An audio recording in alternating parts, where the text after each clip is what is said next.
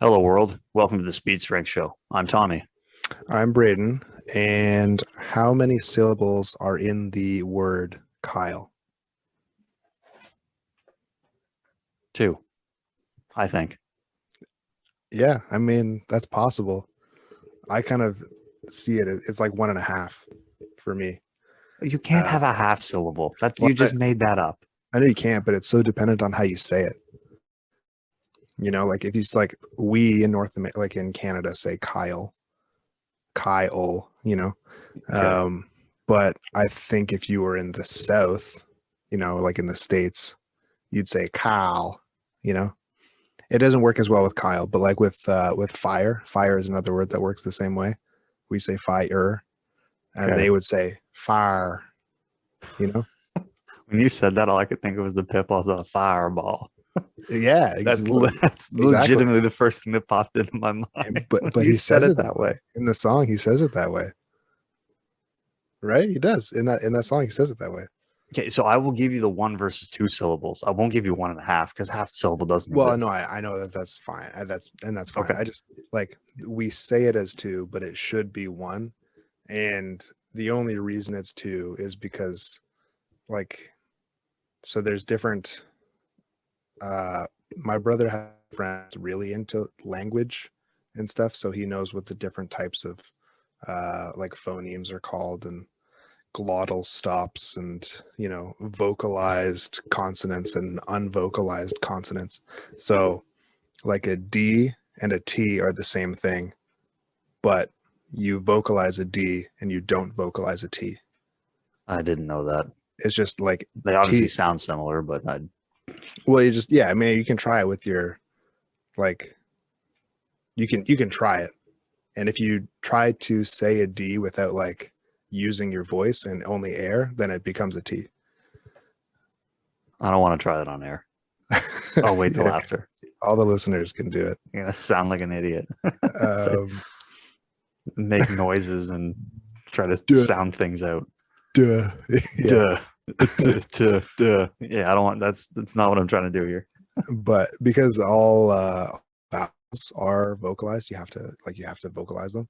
Um, and then we're vocalizing while changing mouth posture to the mouth posture you need for the following consonant, but in between we go through the mouth posture of another vowel. So is it like we're one step ahead type thing? Is that what you mean? Well, no, it's Like, just like so if for fire to go from the I mouth posture mhm. to the R mouth posture, we have to go through the E mouth posture. And because they're all vocalized letters, letter sounds, then we have to say it the whole time instead of like having a space or like a pause in between or whatever. Like so if the like a word like cod or something, they're all vocalized sound. Well, C isn't. D is a vocalized consonant. But you don't have to go through another vowel mouth posture to get to D from O. Okay, so there's like vowels and consonants that are grouped together. Is that what you're saying? Like in terms of like how to make the sound and how to shape your mouth and Yeah, I mean, like your mouth has a finite amount of postures. I mean, it's not really finite, but like every sound has a mouth posture associated with it. Mhm. And so And some letters fall into that, some letters fall into a different one. And yeah, and like I don't really know it that well, but I know I've thought a lot about Kyle and Fire and there's a couple others. fuck.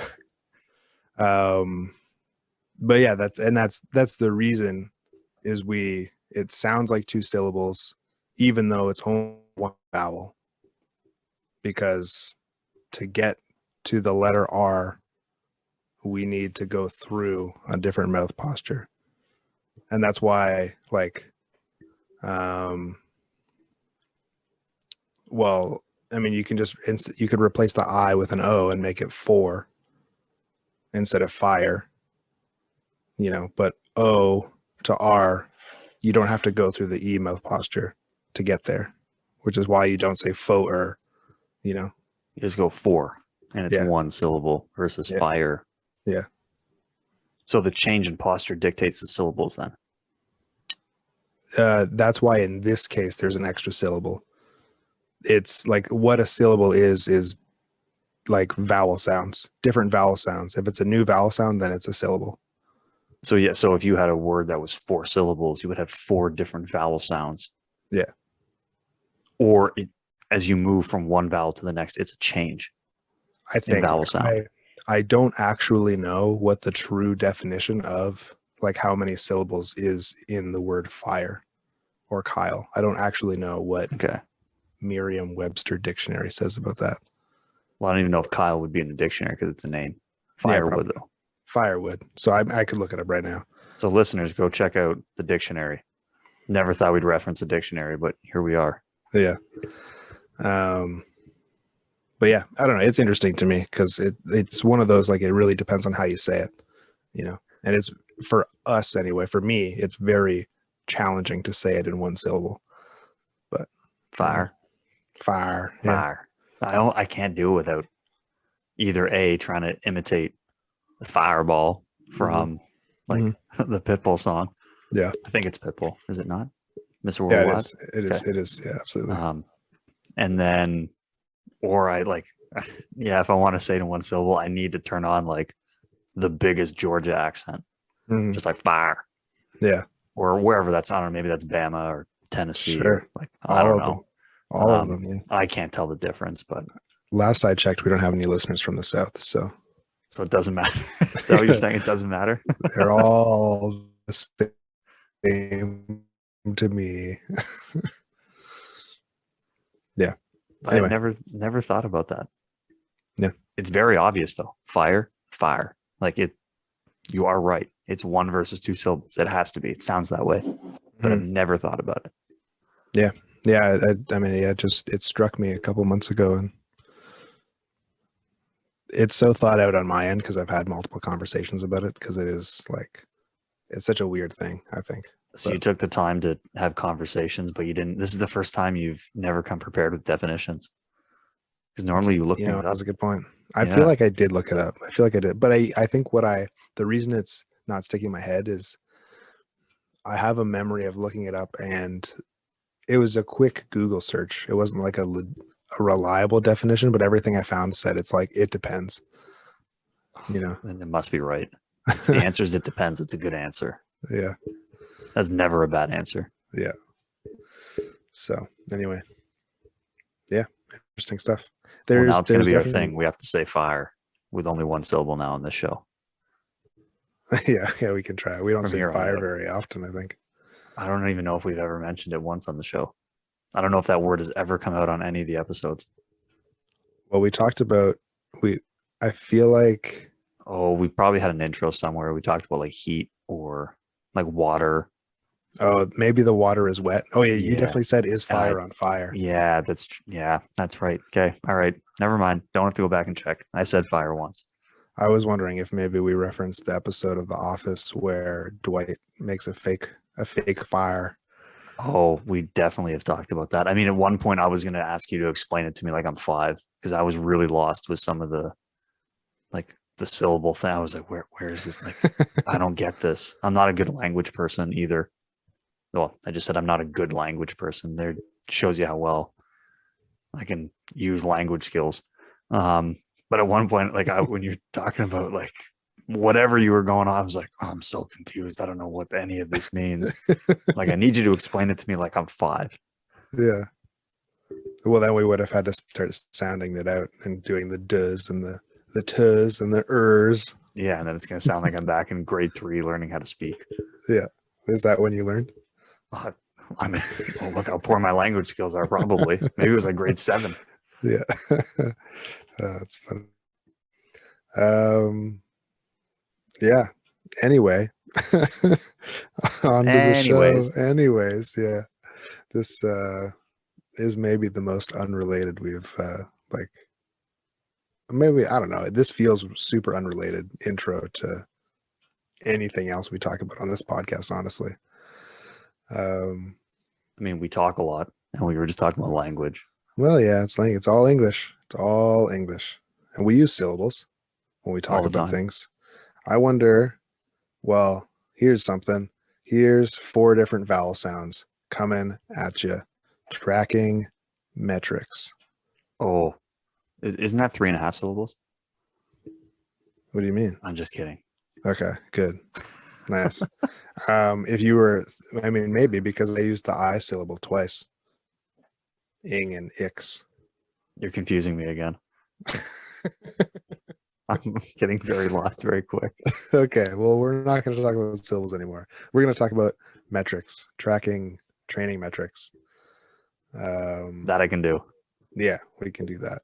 And we wanted to start off by talking about testing versus monitoring a little bit because we had a whole episode on that. But it is pertinent.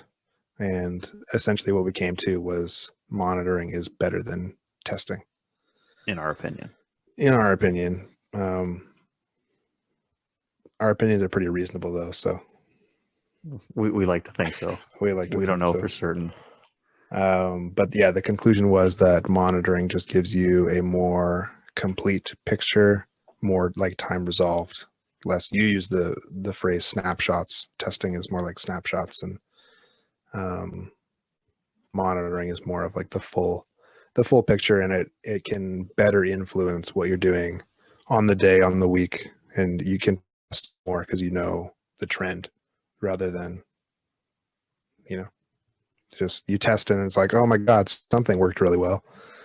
Yeah, and the other thing is like a test is we didn't even talk about this. This just came to me as we were talking now. That a test is like it's very planned, it's very prepared. Mm, And mhm. you're specifically removing training days before and after and then putting in this testing day.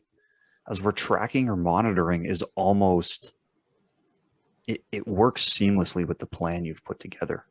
Like it might even be an exercise that you've prescribed. And so it wasn't like an additional thing you've put into the training plan. You're just saying, hey, I want to, measure the bar speed on these lifts that I was going to give you anyway over the next 6-week block.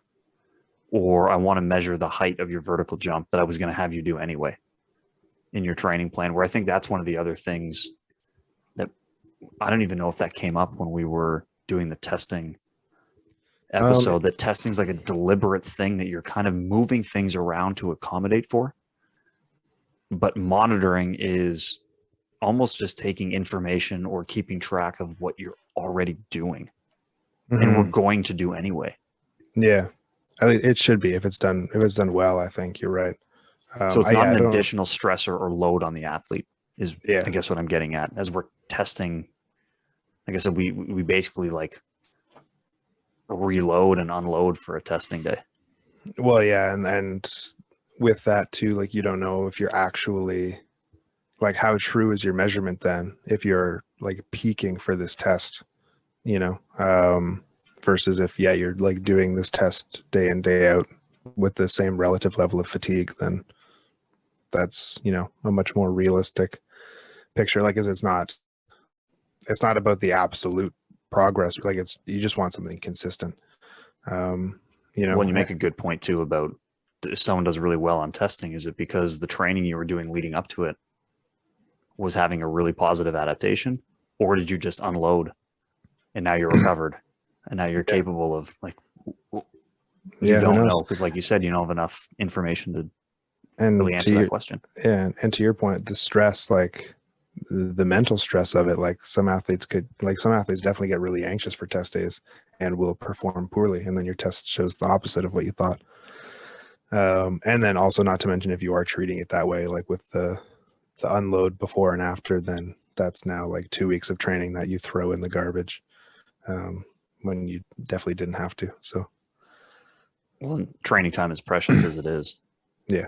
So I don't really want to, like, I think I said this on the testing episode that we did, I don't know what, like 20 episodes ago. It's been a while. Yeah. Might have been more than that, but like, I'm not a big fan of testing. I don't it's been clear so far. Yeah. Yeah. I don't really use testing. And the only time I've ever used testing is when it's been like forced upon me where it's not really my decision. Mm-hmm. But if it's left up to me, I don't test. I'd rather track and monitor personally. Yeah. Yeah, so that's a pretty good recap. If you want more than that, then just check out the episode. It's a good episode. They're all pretty good, I would say. No bias there.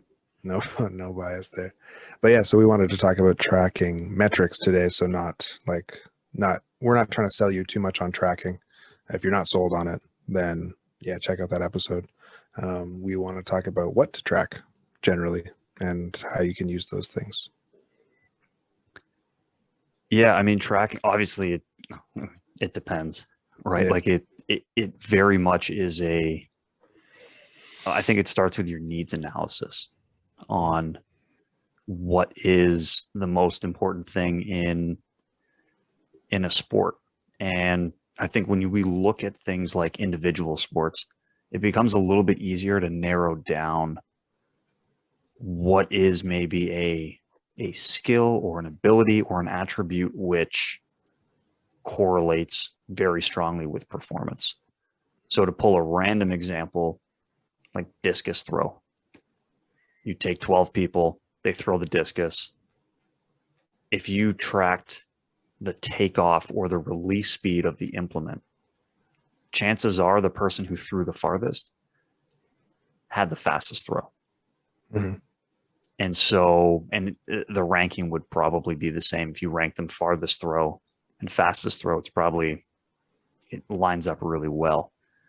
And so that's an example of where if you were working with throwers, well, okay, throw velocity is clearly a metric or an outcome that matters. So maybe that's something that we want to track. Mm-hmm. And I think one of the important things with, at least when I consider tracking and monitoring, is are you monitoring and tracking something that relates to like the skill or the sport? And then are you simultaneously tracking something in training or in the weight room? Right? Because then what you can try to do is you can't really causate because you don't have the control and the parameters to run like a true scientific experiment. If you're a day in and day out practitioner or coach, it doesn't really work that way. But you can start to get a feel for the correlation between, hey, as I start to do these things better, it positively impacts my throw velocity, for example. And I know that throw velocity is beneficial for me to throw farther, which is the point. So I think where, yeah, you need to think about your sport, you need to think about the needs analysis, but then you also need to think, what are some things that can correlate with that? Because then what it does is sort of opens up the door for people to maybe track something that they can't, right? So maybe I don't have, for example, a radar gun to track the discus throw, but someone's done an experiment that shows, hey, these med ball tosses, as they get better, throw velocity gets better because they have a radar gun. Now, maybe in my testing environment or my training environment where I don't have a radar gun, but I can measure a med ball throw, I can now draw some potential conclusions between, hey, if the training I'm doing has a positive impact on these med ball throws, it's also going to have a positive impact on the other throws that I do in competition. Right? And gives you a bit of an indication. And so that's where I think, yeah, it always depends, but there's probably a couple of things you can monitor, track over time. And then you can start to get an idea of, oh, okay, this is indicating to me that training is moving in the right direction or the wrong direction, which ultimately is what we're trying to achieve with tracking and monitoring, is to give us guidance as to whether or not we're on the right path. Yeah, definitely. So that's the first category that I have written down in my bullet notes is you want something to indicate the direction of progress because you are progressing one way or the other. You just want to know which one so that you can either continue it or correct. Yeah, no, I like all those points for sure. Definitely easier in an individual sport, more specifically in a sport that's really repetitive, I would say. I'm very lucky to work with powerlifters in that the weight room is the sport. So I can, bar velocity would be something great if everyone had the means to do so. We use RPE or RIR, basically the same thing. Which RIR being reps in reserve, correct? yeah, Yep. and RPE is not called that, but it's basically the same thing. So it's a proxy for, I know the weight, I know the reps, I know the sets, how hard was that, and then you can kind of extrapolate to predict a 1 rep max. And as long as your calculator is the same, then the results should theoretically be similar across rep ranges. Doesn't work perfectly. I have a calculator that I made myself because I wanted to be able to, account for some people being better at reps or better at heavy weights, better at doing more sets or less sets, whatever. Yeah, it accounts for their skill set. Yeah, I try as much, but I mean, even still, it's not perfect. So, measuring something, I mean, you always want to measure to get the truest picture. If it's possible to measure something closer to competition, then you probably want to do it, as long as it's not super cumbersome. So, if I had an athlete that could handle I would never prescribe a 1 rep max, but an athlete that could handle, a single at RP7 or RP8 every week, it's not uncommon for powerlifters to do that. Be pretty ideal because, you get a picture that's very, very close to the skill you're trying to improve. Like what you're saying, if you have the option to measure, like a legitimate discus throw distance, that'd be great. If you can't do that, then the takeoff velocity is like very, very close to that. But then, yeah, you're going to have a lot of things that are correlated with that. I imagine a lot of different kinds of medball throws would be correlated very well with that.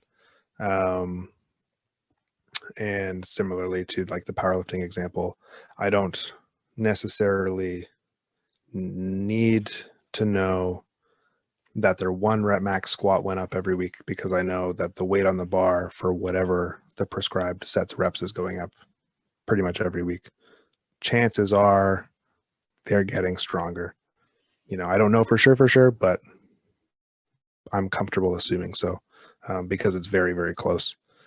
So yeah, that's you want to have some measure of progress, something that's as close as you possibly can to the actual skill you're trying to improve. If you are in that boat, if you're working with like a team sport athlete, or a one or like a solo athlete that's in a sport more like tennis, or where there's a lot more variability in what they're doing, then it's important to remember that you're not, well, in either case, honestly, you're not necessarily trying to improve the skill. Even if you're the discus thrower, S&C coach, you're not coaching them on discus, I'm assuming anyway. Usually in discus, it's probably the same person. Well, It's yes, okay. They do everything.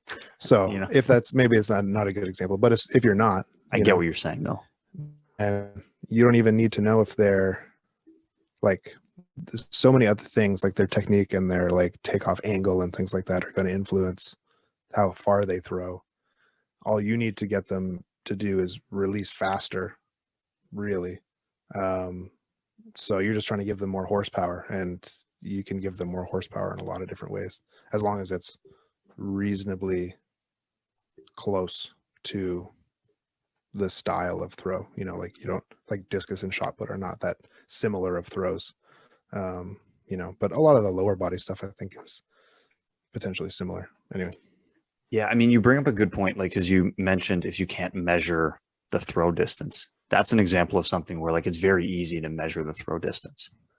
Yeah, if you have the and space. if you are in like a typical S&C higher level environment, you probably have timing gates available to do, change of direction time or sprint time or things like that.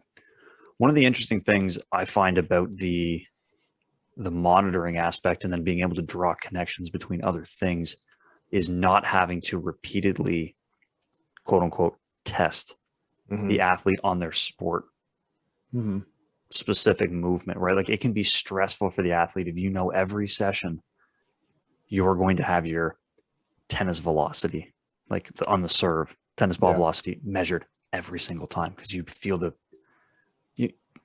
it can be overwhelming if every sprint time is measured, if every throw is measured. Every day kind of can feel like a competition, and that can kind of wear on you. I mean, I know firsthand, because when I talked about that experiment on air or no? I feel like you must have brought it up in the tracking monitoring or the testing monitoring thing. You must have, but Yeah, but the Bondarchuk thing where I basically had an acceleration day, a upright sprint day where I was measuring flying 20s, and then an off day. And that was the 3-day cycle. And I repeated that over and over and over and over and over and over again for 4 straight months. And every sprint was timed. And then the squat, the jump, and the loaded jump were measured for velocity.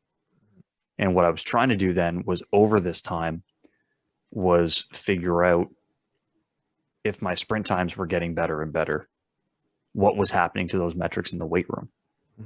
And in this case, bar speed was pretty strongly correlated, particularly with the loaded jump. That I think was the strongest one that paired up, was the sprint times were getting better. But having done, I mean, there was the monotony of doing that over and over and over again, but there were so few reps where I was just, hey, let me go out and try to run fast. I was always concerned about what the timer was going to say. And so now, for example, having seen that, then I go, okay, you know what? More than likely, if we're out there sprinting with an athlete, but then we measure something completely irrelevant in their mind, such as bar speed on a loaded jump, or I was doing the takeoff speed for a hands-on hip, like body weight jump. Like I said, I was measuring the bar speed as well on a split squat. So then the athlete can come into the weight room just like, hey, like try to get the biggest numbers possible on this jump. That can potentially be so far removed from the sport or what they're doing that then maybe it feels a little less stressful. I never felt stressed when I was doing that to try to reach a bar speed of a certain kind of thing, but I did feel some of the pressure trying to get the sprint times. And so that, I think, is one of the benefits where, like you said, well, hey, if you can't do this, well, even if you can, if you know what things are kind of drawn between the two, you could potentially pull back like, hey, this month we're not going to do any sprint timing. We're still going to sprint, but now I'm going to measure this thing instead. And if I know the bar speed's going up, then I'm like, okay, we're still sprinting. We're probably in a good place there, but you're not adding this like additional mental or like cognitive stressor on the athlete that like every single day they come into training, it's like a testing session. And there's numbers and stuff they need to hit. Because obviously the further removed it is from what they do in their sport, the less pressure they're probably going to feel. But the closer it starts to inch towards that, the more pressure they can feel. So that's one of the things where, and then if more people are running these different experiments, you start to figure out like, hey, are other things related to this? I got a really good conversation earlier this week with a strength coach from out West, who we both know, at a certain university. And we were talking about, this was the first time he had heard about this experiment. We were talking about some return to play stuff with sprint mechanics and things like that. And then he was like, oh, do you think like A or B would be related to like someone's sprint ability? And I was like, oh, that's a good question. And then I told him about this experiment. So I told him, I'm like, I know, not for sure, but I'm pretty certain that bar speed associates pretty well with sprint speed, because I spent 4 months doing the same thing over and over and over again. And I had the numbers and the tracking. I was like, that would be interesting to look at like isometric strength values on a force plate and, you know, something else like that, and then relate it to sprint speed. And I was like, unfortunately, the only way you'd be able to do that is to actually test and measure it. And so, because we were talking, they didn't have the means to measure bar speed. And they also didn't have, like, they were like getting the timing gates out all the time is inconvenient, which it is. So he was trying to figure out, is there something I can use more conveniently on a day-to-day basis that would indicate to me if I'm helping my athletes get faster, particularly for the teams that had to run. And so that's an example of where, like, would a soccer team or a rugby team want to come in and test their sprints every single day that they train? Maybe not, but if you just slap this thing on the bar and tell them to, they may respond to it differently. So I think that's another thing to kind of maybe consider as you're going through that. But that's where I think the monitoring and the testing, or monitoring versus testing, helps, where it can give you a clear indication of, oh, okay, I'm measuring this value on a near daily basis and I'm seeing good or bad trends. So I should change things accordingly. Mm-hmm. Yeah, no, that's a really good point. Yeah, especially if it's the same or super close to their competition, just there's stress associated with doing it, potentially the stress of hitting a specific number. Whatever number you get, you have a really good sense of what that means. Versus, yeah, if it's something different than your competition, then it's not really meaningful necessarily. Like, you want to see the numbers go up or down, probably. But I could also see, especially for a really high level athlete, knowing that you're potentially close to your ceiling of performance, the thought of, hitting a PR every session is pretty impossible, so then just seeing that, like, sprint number or, force plate number or whatever go all over the place is potentially stressful. So then, yeah, having a proxy is nice. And whether or not it's improving the skill itself, that you are adding horsepower or whatever it is you're measuring to the athlete. So theoretically, when they're capable, like in a state where they can express everything that they have, then they should be able to express a little bit more. When you're probably adding, well, if you're seeing a trend in the right direction, you're adding positive value to their training, presumably. Yeah, exactly. So no, that makes a lot of sense. Definitely. And yeah, so then it would just be, you got to know, going back to the needs analysis, you got to just know what's important for this athlete and important for their performance. If there is data to say what correlates well with the skill you're trying to improve, then you want to go for that. Sure. Or yeah, whatever is relevant to the training block or to what that athlete needs to improve upon, even if there's like a skill in the game that they need to improve upon, there are likely certain physical traits that will make that skill easier to succeed in the game. So yeah, but yeah, just something for progress. And the other main category that I have here is something that measures, like, training readiness or recovery or stress, something in that, probably a few things in that realm. A lot of people like to track sleep, like mental state going into the session, emotional state going into the session. Bunch of things that you could track, but just having something that gives you a sense of how ready you are for the session, so that you can modify things if you need to. Chances are that your vertical jump or your sprint time or whatever is going to give you that sense anyway. But it gives you a chance to have a clearer picture of the training that you did. Like, when you're looking back on things, if things worked well or didn't, then having an idea what the recovery outside of the gym looked like lets you know if it was the training or not. Because there is a world in which the training is too stressful, and there's a world in which the training is not stressful enough. Or, I mean, there's also, maybe it just wasn't the right stress. But as long as you know that your athlete was feeling good every day that they came in the gym, he's feeling good on the heavy days or the fast days or whatever, then it wasn't something outside the gym that's limiting progress. And if you do know that, then that's a really easy way that you can just address things and fix it up.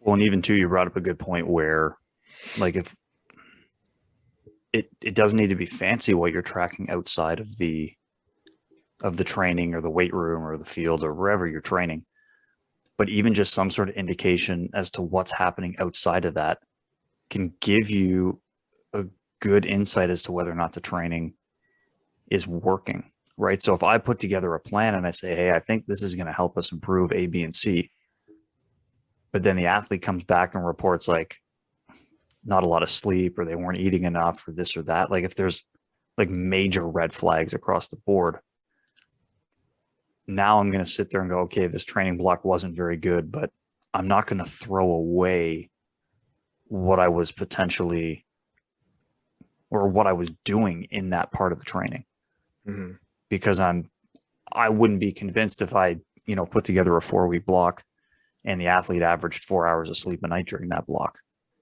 I'm not going to now say what I put together. Ooh, I don't know if that works. Because regardless of what we put together, it probably wasn't going to work because the athlete was sleeping 4 hours a night.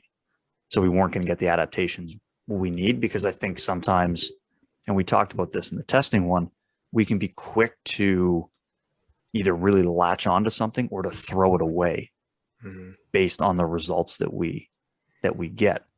And like you said, if you don't know that someone's sleeping 4 hours a night or dealing with whatever outside of training, then you have no idea. You just assume the training in gives you the output out or the adaptation out, which may not always be the case. So I think it's positive in that regard too, because then you get a clearer picture of what it is you're programming, if it actually works or not. Because you may be tossing away something that could be a very valuable training tool for that athlete, but it wasn't because of how you programmed it or put it together. Yeah. It was because of something else. Yeah. Especially if it's a new athlete, and you don't like, that would give you the reason you don't know them that well. So you wouldn't have a reason to like assume that their sleep habits are terrible.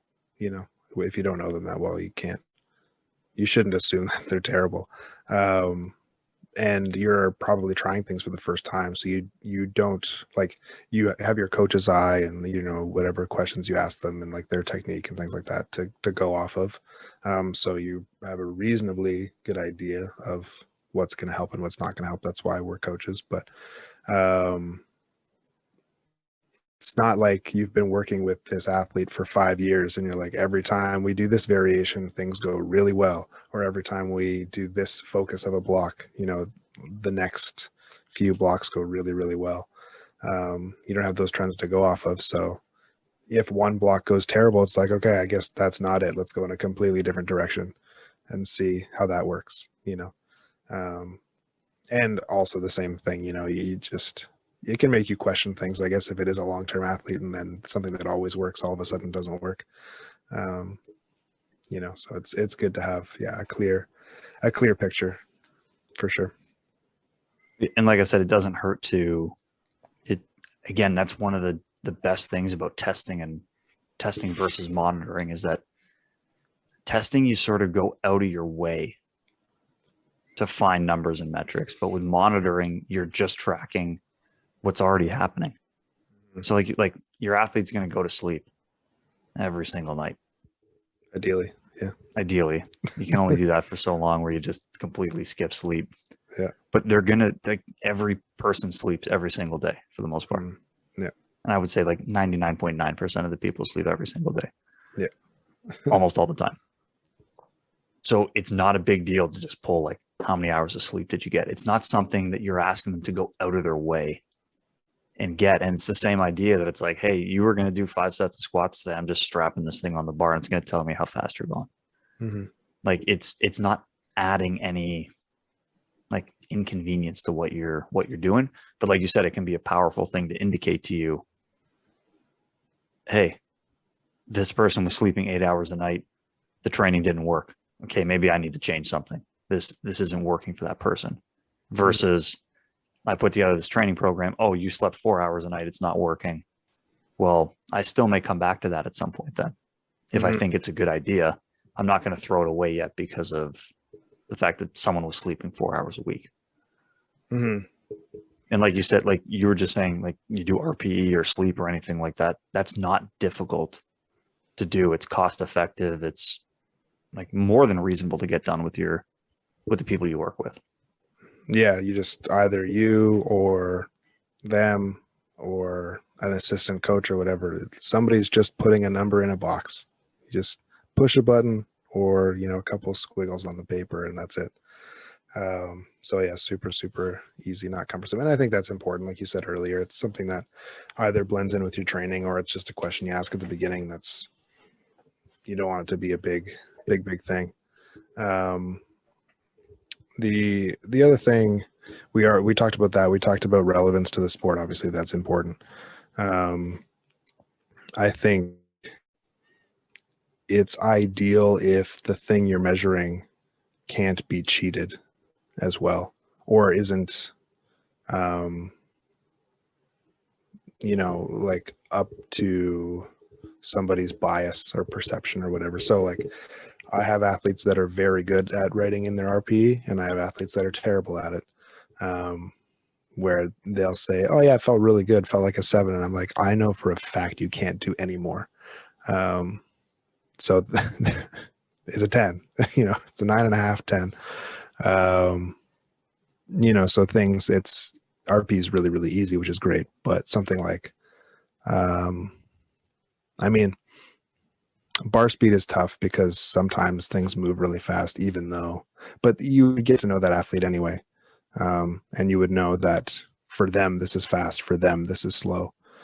Um, but anyway, yeah, something that you can't cheat and gives you a proxy to RPE, but it doesn't, it's all just a proxy to the skill that you really care about anyway. So something that's more concrete, more objective is helpful as well. And you make a really, really fantastic point about that. And then what I'll add too is it needs to be something you can't fail. Mm.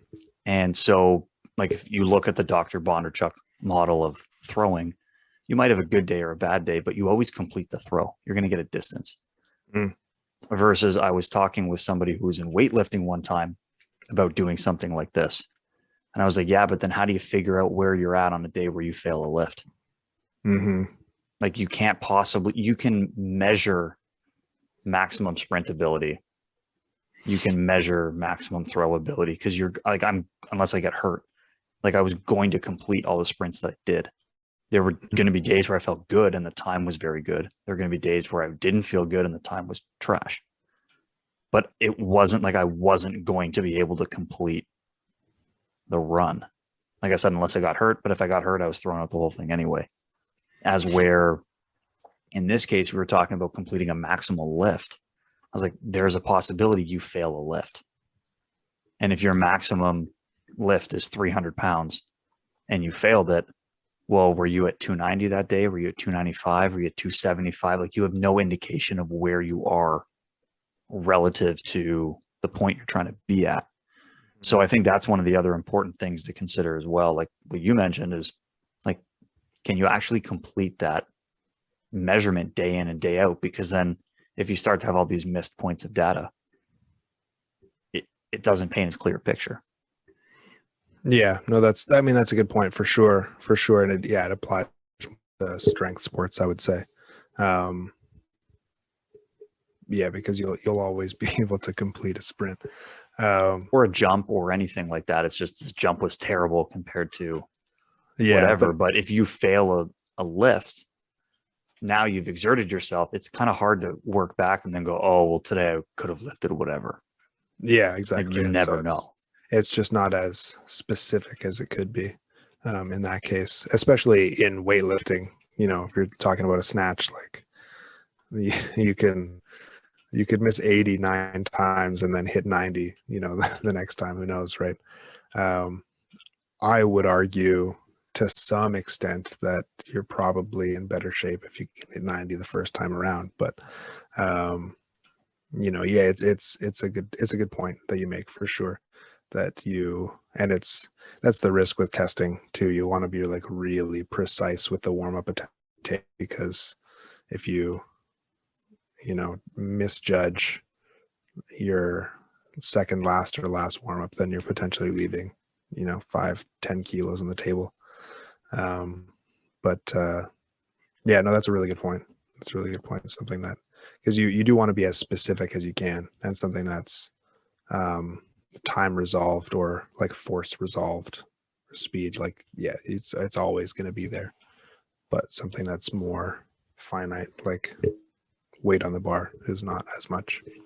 Like if you wanted to do something like strength related, you'd probably be better off to do some sort of an isometric measure on the force plate, because you can always exert force into the bar. You would just get a reading of higher or lower force relative to what you're used to or what you think you should be producing. Yeah, or bar speed at like a standard weight or something like that. Exactly. Yeah, for sure. That's that's a really good point. That's something that I didn't think about. But it makes a lot of sense for sure. The other thing, like, I don't know if there's anything else you wanted to talk about in terms of what a good characteristic for tracking would be, like something for progress, something for recovery, relevant to sport. Can't cheat it, can't fail it. Yeah, I mean, I'm a little bit biased, but I mean, for the most part, with like, I think maybe one of the exceptions would be volleyball. You might want to look at something jump related. But for the most part, like soccer, rugby, football, lacrosse, like all those sports, man, I'm probably going to look at making them faster. I mean, speed is the most universal thing. Yeah, if I can hand coaches a bunch of athletes that are faster, then I'm doing my job, and I'm still going to do some of the stuff with them. We're going to curvilinear run. We're going to do some of that stuff so that the skill is a little more specific to the chaotic environment they play in. But I'm certainly going to spend a good chunk of the time training trying to make them faster. And like I said, one of the exceptions I can think of in team sports is maybe volleyball, where I'd look at, something jump related, because the game is much more vertical compared to other sports. And then your individual sports, they basically needs analysis themselves. Yeah. For the most part. Like, I don't need to tell you what the most important thing is in a sprint and track and field, or a throw, or a jump. Yeah. We all know right now what the most important metric is. Yeah. Yeah, no, that's a good point. Speed is king most of the time. Again, I'm very biased, but that's the metric I would move towards.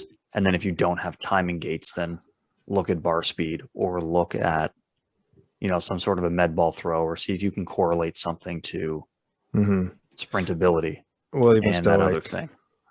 Even still, like, timing gates are better than a stopwatch, but a stopwatch still tells you how fast, and that stopwatch costs $12 or what. I don't know what a stopwatch costs, but yeah. Well, I had a good conversation with a coach, also from out west, but track and field coach, where he was mentioning if you use like short distances, like 10, 20, 30, it's like, it's tough to be accurate with the stopwatch.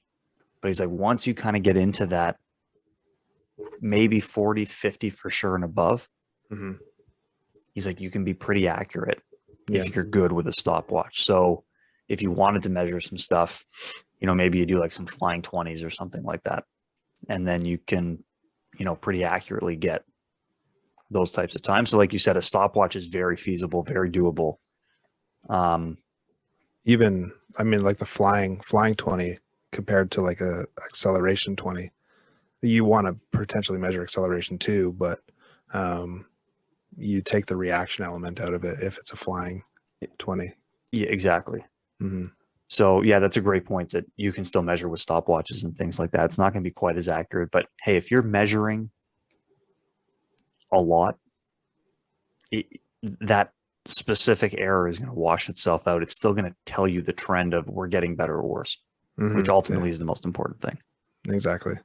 I listened to a podcast. It's just another benefit, I guess, of tracking stuff, but I listened to a podcast a while ago where they were talking about I think tracked like a flying 20 or something like that weekly.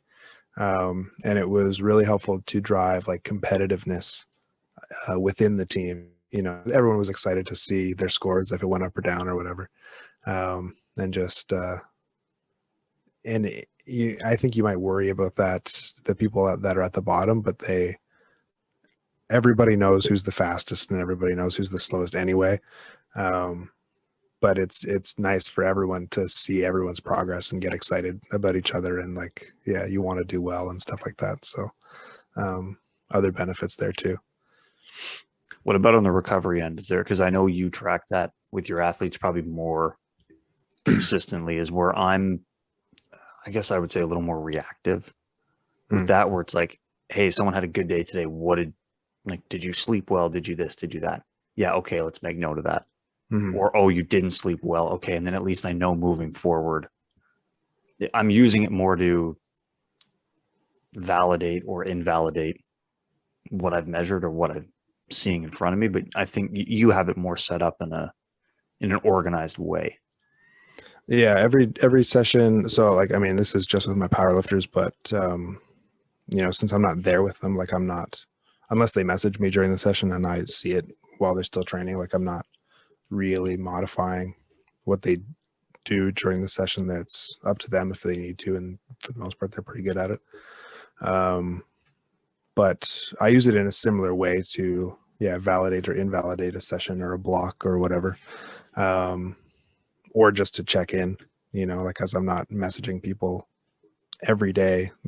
You know, some people I am, but some people I'm not. So if I look in their sheet and I have them every session track soreness / tiredness, because to me they're kind of the same thing. Has the same outcome. Yeah. Life stress outside the gym and mindset. So and they're also kind of the same thing, but you can not have anything going on outside the gym and just be in a really bad mood to lift and stuff. So anyway, it doesn't really matter. But if someone's feeling really sore, really tired, then, you know, you check in about sleep, or, you know, maybe this is the first week of a block and we're doing a completely new exercise. Okay, it makes sense you're a little bit more sore than normal, or you just finished like a peaking competition phase and now we're starting to introduce more volume. Makes sense you're a little bit sore. Maybe this is the first block with a heavy eccentric focus. You know, all these things are normal. If it's not expected, then maybe we do need to adjust things a little bit. And then, you know, mindset and life stress, you just, again, if things need to be adjusted, then, you know, then we do. But then having that number is like, it starts the conversation anyway. It's like, is everything okay? Yeah, just, you know, long day at work or whatever. So it's fine now. And then sometimes it's more stressful than that. But it is helpful to just keep the communication open, and then, looking back when athletes are good at it. A lot of the athletes are not good at filling those out consistently. I could imagine. I can only imagine. So I don't worry about it too much, but when it's there, if it's nice to look back and see if a block doesn't do what I think it's going to do, you know, then that's again, like I said, something to potentially pin it back to. Like I said, I think those are good ones to measure, and you can do it for $0. Yeah. And you don't need fancy resources. You don't need anything. Because I think ultimately that's what the more cumbersome monitoring or tracking becomes, I feel like the less likely you stick to it and the less likely you do it. Mm-hmm. So I think those are great examples. And if they work, then great, they work. Yeah, absolutely. Measure what matters, and measure what's actually going to influence how you're doing things, and go from there. I don't know if you have any closing ish remarks or. Well, there was one other thing. Just that, I mean, like, all of this has been, like it's measure what matters, measure what's going to influence training, measure what's going to let you know if you did good or not did good. English. Not dead good. Fire. Yeah. So this is another brand of that potentially, but you can, like, sometimes you know that you are going to change the training plan, but you don't know when. So if you have an athlete that is very high on the endurance end, then you're going to spend a lot of time in speed, strength, power work. And at some point, you're going to want to balance it out, but you need to be measuring something to tell you when you need to balance it out.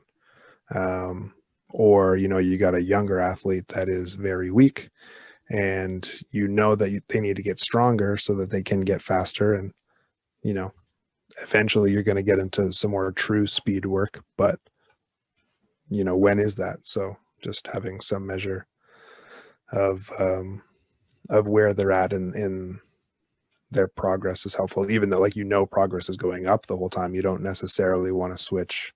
Like, you don't necessarily want to wait until they're stalled to change things up. You want to, if you have a specific threshold in mind that you're looking for, then that's helpful too. Yeah. No, I would agree with that. And the only thing I have to say is I think I said on the testing one too, like, hey, measure what matters. Yeah. And because it can be burdening, it can be cumbersome, and it can be a lot of effort outside of the training that you're doing. Mm-hmm. So the more focused and deliberate you can be on, hey, these couple of things matter, I'm measuring and tracking those, the more likely you're going to stick to it. And the longer you stick to anything tracking or monitoring related, the better it's going to be, because the more info and the more accuracy you have with it. So like, if anything, it's sort of like a measure twice, cut once type thing. Like, really think about what matters and what you want to measure and track, and then go about tracking it and doing it that way. And then that's it. That's a good point. Reminded me of another good point. You don't need to measure a lot of things. Like, we talked about a lot of different things you could measure, and give you, if you can consider, most of them are not very cumbersome. But if you are not used to doing any of this at all, pick like one or two things and just roll with it. And roll with it, and use it as much as you can. And if it's not useful, then pick something else, obviously. But just, it won't be helpful to have 10 things to track when you're not used to using one or two things. No, keep it simple. Keep it simple. Yeah. And then you'll find that maybe you do need something else that can help it, but it can be cumbersome on the athletes, and it is definitely cumbersome on you. So you want to make sure that your time is being spent wisely. Exactly. So, don't collect it for no reason. Yeah, exactly. Something else that might be helpful, because potentially it helps with progress, is tracking the music people listen to. I feel like that's my transition to the music section episode, is that this also impacts training. So music. Yeah. I mean, Spotify now tracks your music. They did that year in review thing this year. They did it. They've done it the last few years. I don't know if you're new to Spotify or not. I just noticed it this year then. That's cool, because of the podcast. Now you're on Spotify. Yeah. Yeah. Well, and then also it came up on somebody. We were their number 2 podcast. Yeah, which is pretty cool. And they posted on their story, and I saw that, and then I was like, oh, what's this thing? And I'm like, oh, it's this year in review thing. And then I went and looked at it, and it gives you all kinds of fun metrics about the music you're listening to. I was like, yo, this is dope. Yeah, I feel like you would love that. Oh, I was hyped about that. So that's it. There's now music tracking you can do. Yeah. Yeah, that's right. That's a good point. I was in a scary high percentage for like usage of Spotify. Oh, really? I would think I was in like the top 1% or something like that. Oh, that doesn't surprise me at all. Because like, I got music playing all the time. That was the scariest stat. I was like, oh. Basically, I wake up, music on, music off, right to sleep. Yeah. Wow. So you can track music now. Yeah, that's cool. That's cool. What were you listening to? It's been a little while since we recorded again, but what was kind of cool last time I talked about Starcadian, right? Where like they produced a lot of music for like movies and stuff like that. And this week I was listening to a little bit of an Australian composer named Mick Gordon. Okay. And this individual, apparently, they make a bunch of music for video games. Nice. The only video game I've heard of was the reboot of Doom that I think came out in 2016 or 2017. But Doom has like a banging soundtrack. It's all kind of like digitally and metal and stuff like that. So like good for lifting, pretty aggressive. Mhm. But yeah, I was listening to some of his stuff, and he's produced music for a bunch of different video games that I've never heard of and do not play. But the music is good. It's good for lifting too. So that's what I was jamming to this week a little bit. So kind of exploring some like it music I like, but in like the last few weeks, it hasn't been people that like get up on a stage and perform in front of everybody. It's people that Mhm. are producing music kind of in the background for things, but the music's good still. Yeah, I mean, yeah, like movie soundtracks and show soundtracks and video game soundtracks are becoming better and better and better, I would say. So Yeah. yeah, it's not a So that's bad what I was genre to listening get to this into. week, Very amongst cool. other things. Very cool. Yeah.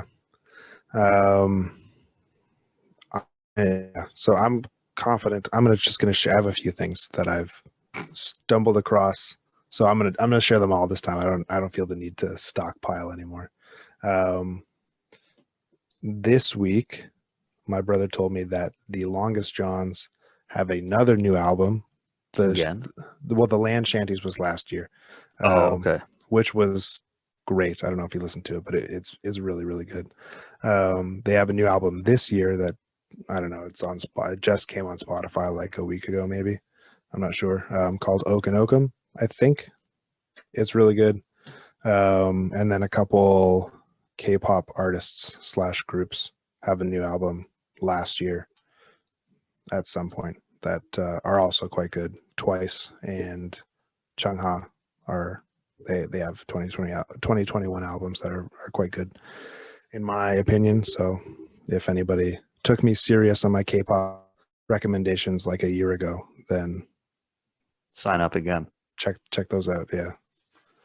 Um, but yeah, that's been that.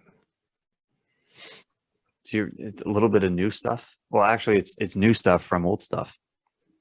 Yeah, I don't have a lot of I don't know where to find new artists that I like, honestly. It's fitting though. Hey, Discover Daily or whatever it's called on Spotify. I feel like I don't get new stuff though. Oh, Maybe I'll check really? it out. I don't know. I feel like it's just like stuff that I haven't listened to from people that I know about. You know what I'm talking about, though, right? Maybe. There's like that playlist. I'm actually, I rarely go on my phone while we're on. Here, I'm gonna open Um, Spotify too. here, there, it's on one of the things, but it's called like Discover Daily or something like that, and it's a playlist that it puts together based on the artists you follow and the stuff that you listen to. That I guess the Google algorithm thinks you would like. And oftentimes I'll go in and I'll listen to the playlist and there might be like, oh yeah, here it is, Discover Weekly. Enjoy your weekly mixtape of fresh music. And it usually if I click on it, there's like 30 songs in there and I maybe know one or two of the 30 songs. So most of it's like new. So Discover Weekly or Discover Daily? uh maybe there's a lot of discovering. I'm sure it's the same thing, but I haven't found either of those. I just if I'm gonna search it, I want to search the right thing. maybe that's worth checking out. But I like how you threw it back to like traditional Braden stuff. Yeah, I mean I have not stopped listening to K-pop. So That's what I mean. So just new stuff of what you normally listen to. So that's pretty good. yeah. Yeah, I you know what? I don't think I have that thing. I'm gonna search it and see if I can find it, but because that would be great. That would be absolutely fantastic. There's That would help you a with every week when we do yeah, this. yeah, yeah, absolutely. I mean, maybe I feel like maybe I have seen that before, and I did listen to it a bit, and then it was just a bunch of K-pop that I didn't like. So You're like, I'm not doing that again. yeah, I don't know. I feel like I have this thing where I like songs. There's artists that I like, but I like songs more than I like artists, and they'll be like a couple songs that I absolutely love, but the rest of that artist's Throw away. portfolio, yeah, this doesn't sound at all the same to me. So pass. So then you get a playlist full of those, and I'm just like, I don't care about this. So we'll see. But Hey, you know what you like? maybe I will have found it by the time we record next, and I'll have something completely new, which will be pretty. It'll be Good. interesting. It'll be good. I would make my life easier. I don't have to rack my brain thinking about new things I can listen to and also enjoy. Yeah, that's true. So anyway, but yeah, that was fun. That was good. Kind of like testing versus monitoring part 2, but Almost, yeah. A new spin anyway. So hopefully that was thought provoking for some people. And if anyone has anything else they want us to talk about, or questions, comments, yeah, You know where to find us. yeah, or if you've ran some weird experiment and found a weird correlation that you didn't expect or whatever, let us know about that too, because that's always useful. Until next, well, no, if you want if you want to talk to us, then Speed Strength Show, Speed Strength Performance, Braden Southern Directed Strength. Yeah, until next time, thanks for coming along, world. That was the Speed Strength Show. We'll see you next time. Peace.